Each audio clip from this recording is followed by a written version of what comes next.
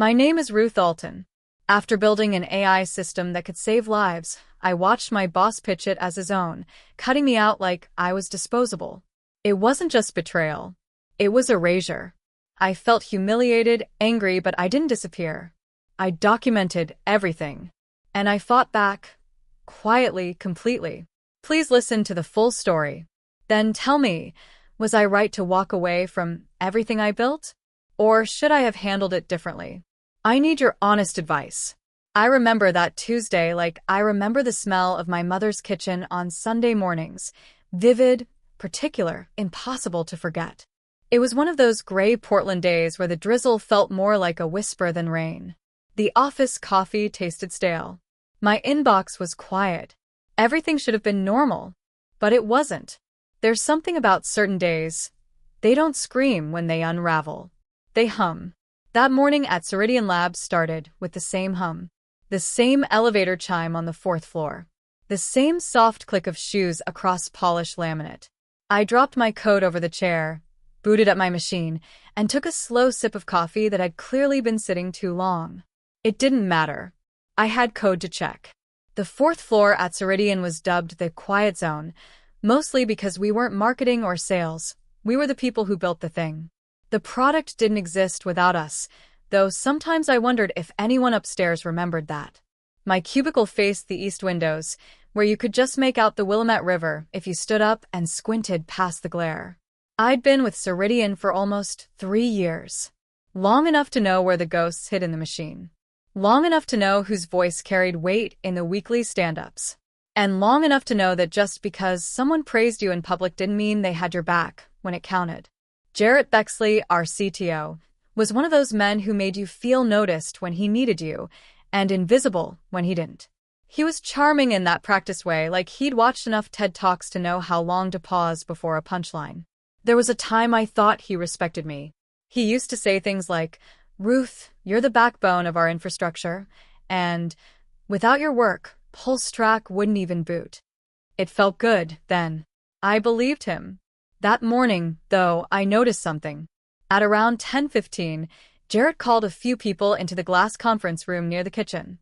I wasn't on the invite list, which struck me as odd, especially since I'd written nearly every line of backend logic for PulseTrack. I tilted my head just enough to see the screen inside. It was a familiar slide deck, too familiar. The graphs, the architecture sketch, even the color scheme, I'd made all of it. But my name wasn't there. At first, I told myself it was a placeholder. Maybe he was just giving a high-level overview. Maybe they'd update the credits later. Maybe I was overthinking it. I wanted to believe that. But it's funny how the body knows before the mind catches up. My shoulders tensed. My fingers hovered over the keyboard, then pulled back. A flicker of heat moved up my neck. I wasn't angry. Not yet. But something shifted in the air, and I felt it settle in my chest like a weight. The meeting ended 20 minutes later. Jarrett walked out smiling, talking to a junior PM whose name I barely knew. He glanced at me through the glass, gave a quick nod like nothing had happened. I nodded back. Reflex. Habit. Survival. I spent the afternoon trying to code, but the hum had changed. It wasn't the natural rhythm of work anymore. It was something more deliberate, more controlled. You notice those things when you work in silence long enough. You hear what's not being said. Around 4:50, just before I was about to log off, a message popped into my inbox. It was from Casey, the assistant product manager. "Hey Ruth, Jarrett asked me to move you off PulseTrack temporarily. Something strategic. We'll loop you in later." That was it. No explanation. No reasoning. Just a quiet ejection from the project I'd helped carry from conception to prototype. The kind of decision that wears a smile but carries a knife. I stared at the screen for a long time. I didn't slam the keyboard. I didn't storm down the hallway. I didn't do anything really. Just sat there, hands in my lap, watching my own reflection in the darkening glass of my monitor. Something had changed. I didn't know it yet. But I knew enough to recognize the beginning of a boundary being crossed. And I also knew this wasn't going to be one of those things that sorted itself out. Not this time. The hum was still there. But now it was louder. The day after the email, I kept waiting for someone to say something. A follow-up. Clarification. Even a quick, half-hearted sorry for the confusion would have been something. But the silence wrapped around me like wet wool. Itchy, heavy, and hard to shake. At 9:30, the team had a planning session for PulseTrack. I wasn't invited. My calendar was empty, and no one mentioned it as they filtered past my desk with coffees and tablets in hand. I sat there, pretending to review logs that didn't need reviewing. My name wasn't on the whiteboard when they came back out. But my work was. Later, I opened the latest iteration of the UI prototype. There it was, a new data visualization module, one I'd personally created at 1 a.m. 3 weeks ago. I remembered testing it alone in the dark, listening to wind lash against the office windows, the code still warm on my screen.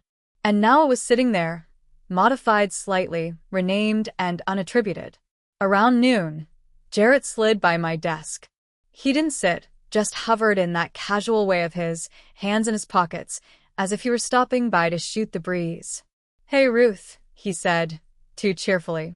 I had Casey loop in the product team on PulseTrack. They're reworking it for investor visibility. I blinked. "So, I'm not working on it anymore?" He gave a small shrug, like it was no big deal. "You've done the heavy lifting. Now we just need it to look presentable, investor-friendly. You know how it is." I didn't answer right away.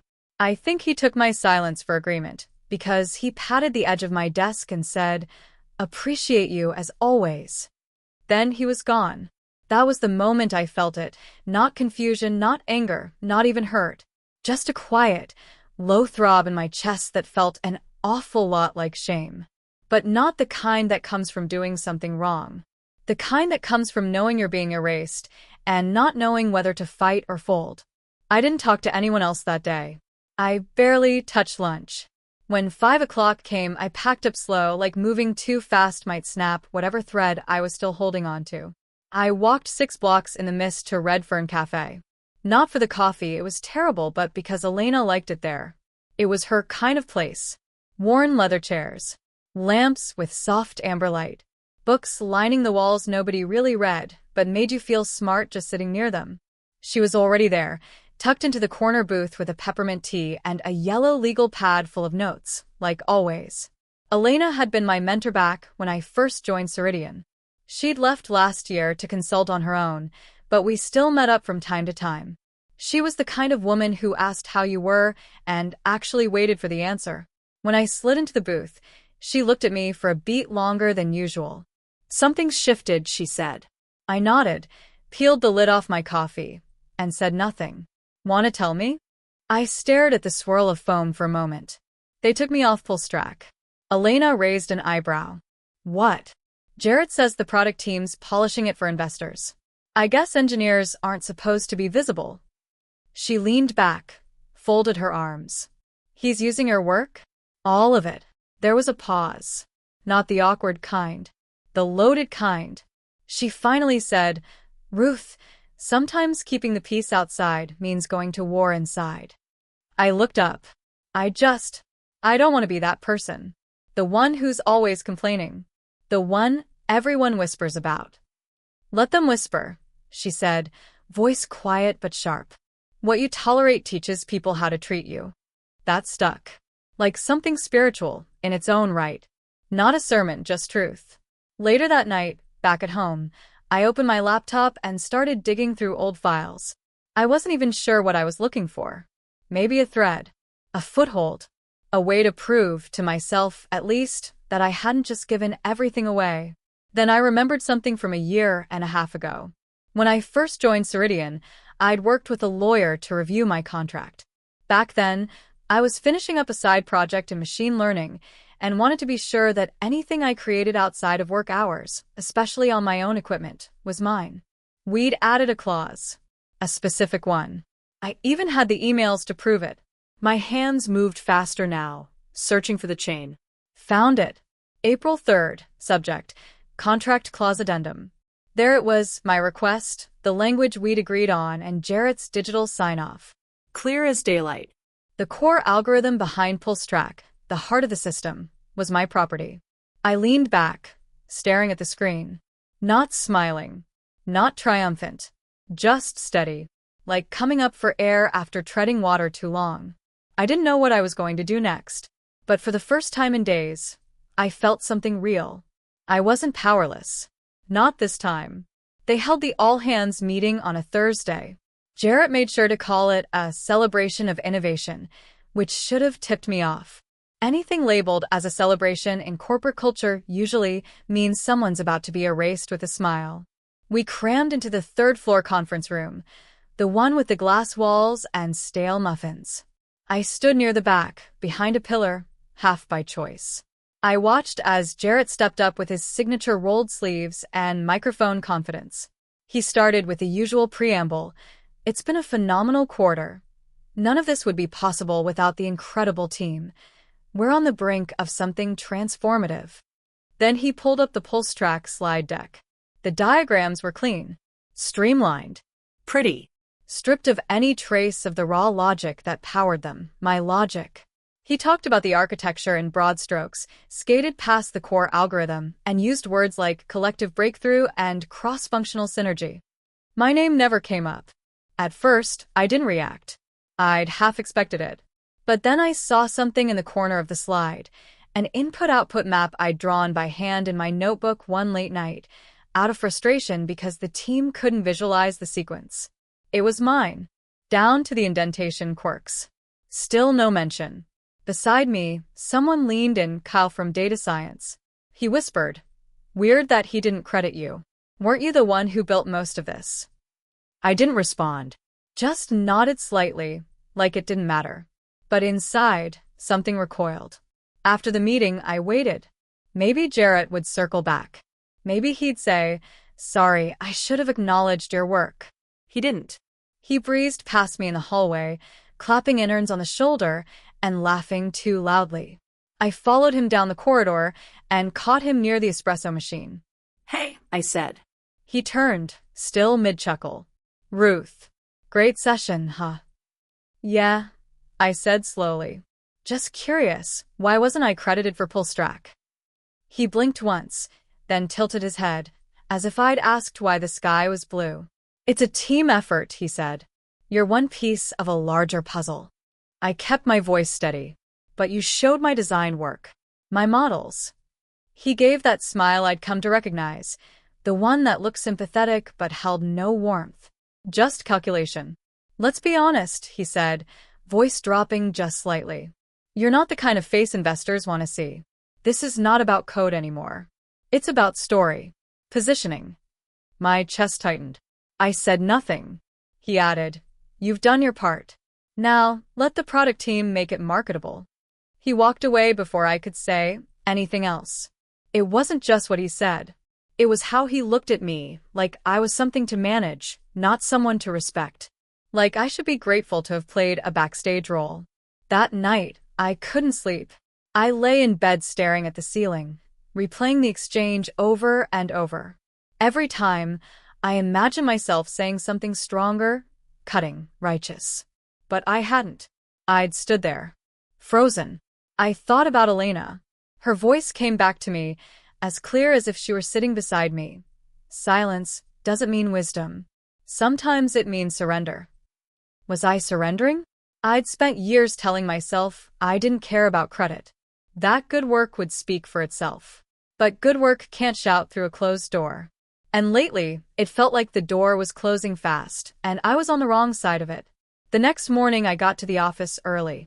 I opened a new folder on my personal drive and labeled it PulseTrack_timeline. Then I started pulling files, original drafts, commit histories, design versions, date stamps. I combed through email threads, Slack archives, calendar invites. Anything that documented the origin of the work. My work.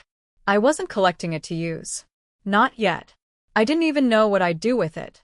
I just knew I needed to have it, like locking your doors even when no one's broken in. Around 11, I looked out the window. Fog had settled low along the river. The city looked like it was holding its breath. I didn't feel brave. I didn't feel vengeful. I felt stripped. But underneath that, there was something else. Something quieter, sharper. Resolve. Not loud, not dramatic. Just there. Finally. I didn't know where this was going. But I was done pretending not to see what was happening. And I was done letting someone else tell my story, like I hadn't written the first draft. I almost quit. Friday evening, the office was thinning out, people slipping into their weekends without looking back. I stayed late, not because I had work to finish, but because I didn't want to go home and sit in my own silence again. I opened a blank email and stared at it for a long time. The subject line read, "Resignation. Effective immediately." That part was easy. The hard part was the body. I typed and deleted a dozen versions of a goodbye that wouldn't make me sound bitter or fragile or defeated. Something professional. Something that sounded like it was my choice. Maybe it was. I kept thinking, maybe it's easier to walk away quietly. Maybe that's the mature thing. Maybe staying and pushing would just make it worse. I didn't hit send. I saved it to drafts and shut my laptop with more force than necessary. I didn't sleep much that night. My brain kept looping through imaginary conversations with Jarrett, with HR, with no one. I kept hearing Elena's voice from a few nights back, like a scratch on vinyl. What you tolerate teaches people how to treat you. Saturday morning, I texted her. "You free to meet?" We ended up at the Multnomah County Library. It was one of her favorite places. She said it reminded her that stories, real ones, take time, and the people who write them need quiet corners. We found one of those corners and sat by a window where the light filtered through trees just starting to bloom. She looked at me without a word, waiting. "I almost resigned last night," I said. Her face didn't shift much, but her eyes told me she wasn't surprised. "Why didn't you?" she asked. "I don't know. I guess I didn't want to disappear." Elena leaned back and nodded. "I know that feeling. I once walked away from a patent dispute. They said it would get messy, that I'd burn bridges. So I let it go. Took the graceful exit everyone praises." And I asked. It took 5 years to recover my credibility, and 10 to stop being angry at myself. I looked down at my hands, resting on the table. They looked steady, but I didn't feel steady. She tapped the edge of her teacup. "You think this is humility," she said, "but it's really fear in disguise." That hit me like a cold splash. Not because she was wrong, but because I'd used humility as a shield so long I'd forgotten what I was hiding from. Back at home that afternoon, I sat on the couch with my old laptop and opened a folder I hadn't touched in nearly 2 years. Legal_documents_Morgan reads. It took a few minutes, but I found it. The contract addendum from when I first joined Ceridian. The clause about independent work. The timestamp. My lawyer's initials. Jarrett's digital signature. All there. I remember that conversation with my attorney back then, how I'd insisted we clarify what belonged to me, especially anything created outside company hours. She'd smiled, called me cautious. I'd called it necessary. Just to be sure, I called the firm again. "Hi, this is Ruth Alton," I said when they picked up. "I'm wondering if you still have the final signed copy of my employment agreement from Ceridian Labs. Specifically, the IP clause I had amended." The woman on the other end clicked around for a moment. "Yes," she said. "We have it on file. Digitally signed and archived. Would you like a certified copy sent over?" I let out a breath I didn't realize I'd been holding. "Yes," I said. "Please." After I hung up, I sat still for a while, staring out the window as the light shifted over the living room wall. I felt something rise in me, not anger, not even satisfaction. Just a sense of rightness. Like when you finally remember the name that's been on the tip of your tongue all day. I opened the contract again and reread the highlighted section. The words were dry, formal, legalese, but they read like a lifeline. It wasn't about revenge. It wasn't even about winning. It was about being able to look at myself and know I hadn't let someone else rewrite my worth. I closed the file, then opened a blank document and started a new folder. This time, I titled it Prepared. There's a kind of silence that doesn't come from peace. It comes from pressure. That's what filled my apartment Sunday evening as I stared out the window, watching the last bit of sunlight stretch across the rooftops. I hadn't turned on any lights yet. I didn't want to illuminate the war going on in my own head. The draft email to HR still sat untouched in my outbox. But now, a different question gnawed at me. What would it cost to stand my ground? Not just my job, maybe more than that.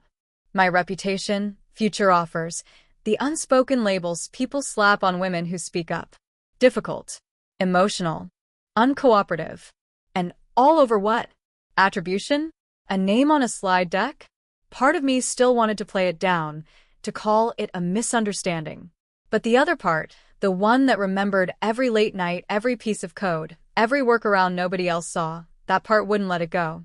Monday morning, I walked into the Morgan building with a USB drive in my pocket and doubt in my chest.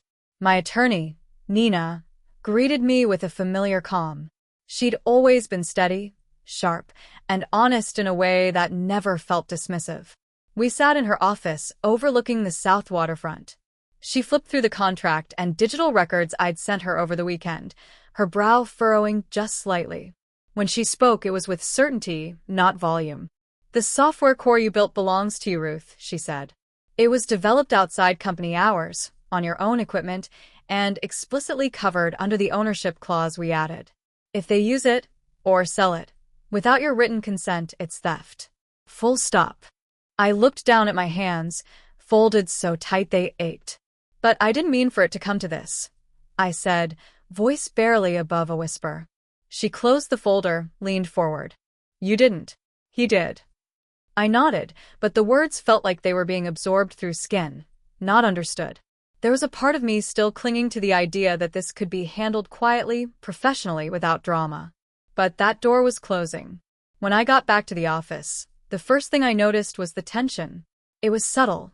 Hushed voices, doors that didn't fully close, glances that lasted a beat too long. I wasn't paranoid. Something had shifted. It wasn't long before I found out what. Just before lunch, Claire from finance stopped me by the copy machine. Her tone was low, cautious. "Hey, not sure if you heard, but Jarrett's meeting with Blue Horizon Ventures tomorrow morning. High-level pitch. Pull-Strax, centerpiece." I froze. "Are they signing a deal?" I asked. She nodded. "Word is, it's a multi-million-dollar licensing agreement." I thanked her, walked slowly back to my desk, and sat down without taking off my coat. My pulse thudded loud in my ears. The contract. The clause. My code. My name, absent. This was it.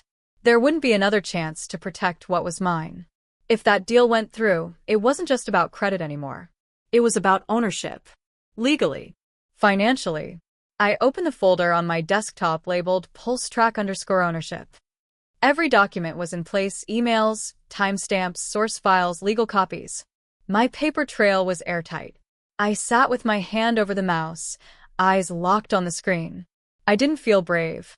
But bravery doesn't always look like a speech or a slammed door. Sometimes it looks like a quiet decision made in a lonely room. I opened a new email. To board@ceridianlabs.com. CC. legal@ceridianlabs.com. Jarrett Bexley@ceridianlabs.com. Subject: Intellectual property ownership, PulseTrack. No grand explanations. Just the facts. Attached were the files, the sign clause, the timeline. I ended the email with one line. "This material is protected under individual ownership terms per contract. Use or sale without authorization constitutes breach." I hovered for half a breath, then clicked send. The moment the message left my screen, the silence in the room shifted. It wasn't pressure anymore. It was clarity. The morning after I sent the email, the air inside Ceridian Labs felt heavier. You couldn't see it, but it pressed against you, like walking into a room right after a storm has passed through but left the windows closed. There was a hush in the hallways, like people had forgotten how to speak above a whisper. Even the usual clatter of keyboards and espresso machines felt subdued. People glanced at me, then away. Some lingered a second too long, like they wanted to say something but didn't know how. Others avoided me altogether, pretending they hadn't seen me walk by. And honestly, that was fine. I wasn't looking for comfort. I was looking for truth. At 9:15 sharp, Casey from product appeared at the edge of my cubicle like a ghost. "Jarrett wants to see you," he said, barely above a murmur. "Conference room C, legal will be there." He didn't meet my eyes. I didn't ask questions. I nodded once, calmly, then stood. The slim black folder I'd put together the night before was already in my bag. I didn't have to rehearse anything. Every word I needed was already clear in my chest. The walk to the elevator was quiet. The ride up, quieter still. Conference room C was all glass walls and cold steel chairs. Of course it was. It was the kind of room built to intimidate, to make you feel watched. Small. Exposed. Jarrett was already inside, pacing in short, clipped steps. He looked less polished than usual, tie slightly off-center, jacket unbuttoned, sweat beginning to bead near his temple. He was angry. Not at me, not really. At the fact that he hadn't seen it coming. Next to him sat two people. Miriam from legal, and Alan Fry, one of the board members, the kind who always introduced himself like you'd be lucky to shake his hand. Neither looked at me as I entered. That was fine, too. I sat down slowly, deliberately, and set my folder on the table without opening it. No greetings. No small talk. We all knew why we were here. Jarrett wasted no time. Why now? He snapped. You've been part of this from the beginning. If you had an issue, there were channels. Why wait until the deal's on the table? I didn't flinch. Because this is the moment you stopped pretending I mattered. His eyebrows lifted, mock disbelief already forming at the edge of his expression. I didn't let him speak. For months, I continued, voice steady. I watched my work presented without my name. I was pulled for meetings. My code was rewritten on the surface but left untouched where it mattered, because it worked. I didn't raise my voice then. I gave you time. Space. I told myself, maybe you'd do the right thing on your own. I paused, then pushed the folder gently across the table. But that time is up. Jarrett opened it, flipping through the first few pages, email threads, commit logs, architecture diagrams with digital timestamps, and finally, the signed contract clause outlining ownership of independently developed code. He scoffed, the sound sharp and dismissive. This was a team effort. You're blowing this way out of proportion. No, I said calmly. You're shrinking what matters. He turned to Miriam for backup, but she didn't speak right away. She was scanning the papers now, jaw tight, fingers tapping the edge of the table. When she finally looked up, her voice was low but certain. Jarrett, she said, did you sign this clause? He didn't answer. That's said enough. Alan leaned forward, voice slow, deliberate. If this clause holds, and it looks like it does, then we can't legally license the Pulse Track core to Blue Horizon without Ruth's written consent. The silence that followed felt thick enough to chew. If they sign tomorrow, Miriam added, and discover this afterward, we're looking at potential fraud claims. Litigation. At minimum, reputational damage. Jarrett's jaw flexed. His hands balled into fists. He looked like he was trying to hold something back, maybe rage, maybe panic, maybe the realization that he'd finally crossed a line he couldn't manage away. This could sink us, Alan muttered, not to anyone in particular. Then Jarrett snapped. He slammed the folder shut and shoved it back across the table with force that made the pages flutter. You want recognition? Fine.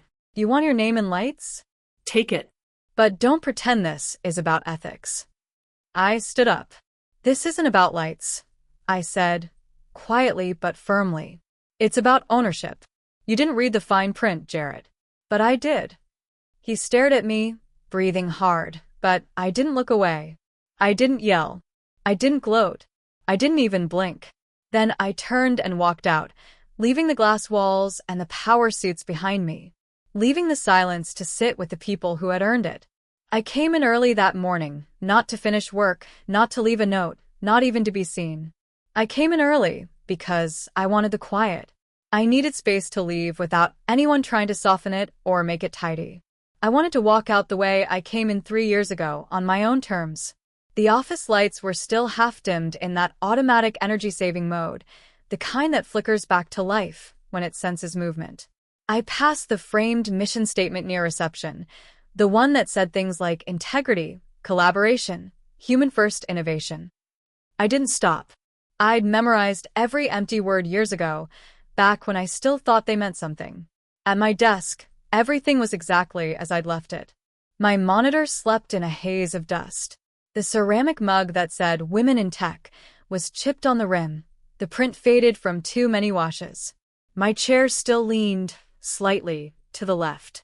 The stack of sticky notes next to the keyboard was filled with code snippets, half-formed ideas, reminders to check error thresholds, the artifacts of someone who believed what they were building might matter. I opened the top drawer. Inside were a few things I'd kept meaning to take home, but never did. A thumb drive from my first prototype. A photo of my sister's twins, grinning with missing front teeth. And a tiny, pressed violet flower that Elena had handed me after my first major product demo, when I'd been too nervous to eat and too proud to admit it. "Keep this," she'd said. "It survived the rain." "So will you?" I held it now, brittle but still whole. No one came by to say goodbye. There were no awkward handshakes or forced compliments. And honestly, I was grateful for that. I didn't want a farewell. I wanted a finish. I lifted my keyboard to wipe underneath it, and 2 sticky notes fluttered out. The first said, "You did the right thing." The second, "We saw. We're proud." No names. No signatures. Just 2 squares of quiet truth that made my throat tighten more than I expected. I slipped them into my coat pocket like keepsakes. The elevator ride down was long, even though it was only 4 floors. Every second felt like a deep exhale I'd been holding in for years. When the doors opened, I stepped out and walked slowly through the long corridor toward the glass exit. And that's when I saw him. Jarrett stood near the front windows, phone in one hand, the other shoved into his coat pocket. He was watching the rain fall like it had betrayed him. His posture was off. Shoulders tight, collar wrinkled. The shine he usually carried, like a man lit by his own self-importance, was gone. He turned when he heard me approaching.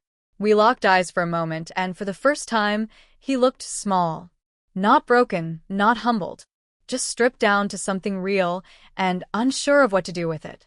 "I guess this is it," he said, voice flat. I nodded. "It is." He looked like he wanted to say more. Maybe justify himself. Maybe offer some last-minute rewrite of what had happened. I didn't give him the chance. "You tried to erase me," I said, voice steady. "But I documented everything. That's the difference between ambition and integrity." I let the words land. Not as a punch, but as fact. He didn't respond. Maybe there was nothing left to say. And that was fine. I turned, walked through the double glass doors, and stepped into the drizzle. It was soft, just like the morning this all began. But it didn't feel heavy this time. It felt clean. I didn't rush for shelter. I didn't pull up my hood. I just stood there for a minute, letting the rain bead on my coat, sink into my hair. The sky above was quiet, low, gray, but my lungs felt full. I wasn't clenching my jaw. I wasn't second-guessing myself. I wasn't pretending. I was here. Whole. Free. When I got home, I changed into a thick sweater, brewed some tea, and sat down at my kitchen table. My inbox was quiet, only a handful of unread messages. But one stood out. Subject line: "Let's build something together." It was from a startup based in Seattle. A small team working on diagnostic tools for rural hospitals. The email was simple. Sincere. "We've followed your work. We'd love to talk about collaborating. And just to be clear, your voice matters as much as your code." I read it twice. Then again. No buzzwords. No vague promises. Just an open door, and something I hadn't felt in a long time: respect. I leaned back in my chair, holding the mug close, and let those last words sink in. This time, my name goes first. The weeks after I left weren't loud. There were no headlines, no grand declarations, no dramatic fallout. Just a quiet undoing of the version of reality everyone had been pretending was fine. It was the kind of change that moved like water under floorboards, silent, slow, inevitable. I started noticing the sky more. The way light crept into my apartment through the curtains in the morning. How the silence didn't press in on me like it used to. It felt like waking up after an illness, not fully healed, but aware that healing was even possible. Ceridian never issued a formal statement. Of course they didn't. But whispers moved faster than press releases.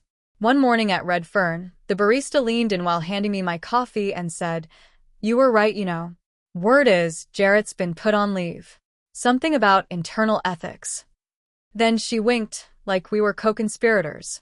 I just smiled politely. A few days later, someone forwarded me a memo. Blue Horizon had quietly withdrawn from the PulseTrack deal. The language was careful, pending clarification of IP ownership and development documentation. Corporate speak for, someone lied, and we're not buying the fallout. People kept asking me if I felt vindicated, if it was satisfying to watch it all unravel. But the truth is, I didn't feel triumphant. I felt still. That chapter had already closed in me. I wasn't interested in dragging pieces of it into what came next.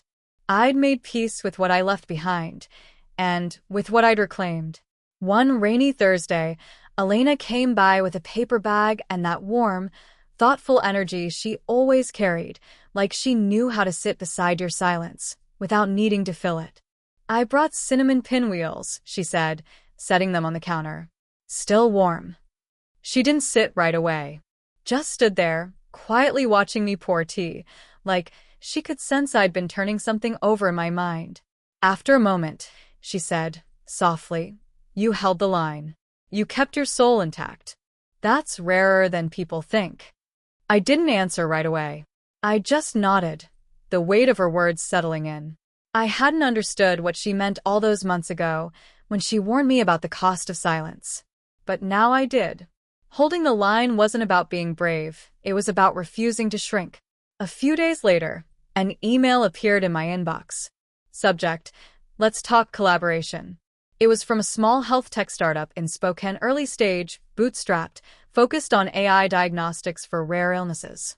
The kind of work that doesn't make headlines but quietly changes lives. The message was short, sincere. "We've followed your work. We're building something simple but meaningful. We'd love to collaborate. And just to be clear, your voice matters as much as your code." It wasn't an offer. It was an opening. I didn't reply right away. I just printed it out and slid it into my notebook, beside the sticky notes I'd kept from my last day, reminders that someone had seen me, even when I felt invisible. That Friday, I walked to the Multnomah Library. Not for anything urgent. Just to sit near stories, near shelves that didn't expect anything from me. That space had become a kind of sanctuary. No metrics, no deadlines, just me and the steady hum of pages turning. While flipping through a medical journal, I felt someone sit across from me. I looked up and saw Hannah, UX lead at Ceridian. She'd always been kind, but quiet. A steady presence in meetings, never one for office politics. She gave a small smile. I returned it. We sat like that for a moment, saying nothing. Not because there was nothing to say, but because the silence between us already knew what needed to be shared. Then she said, "We all wanted to say something. But you were the only one brave enough to act." I swallowed hard. "Thanks," I managed. And that was enough. That night, I stood at the bus stop just as the city was shifting into dusk. The sky was a muted gray, the kind that made streetlights glow earlier than usual. I held the draft agreement from Spokane in my hands, simple, clean, full of maybes and hope. It didn't promise security.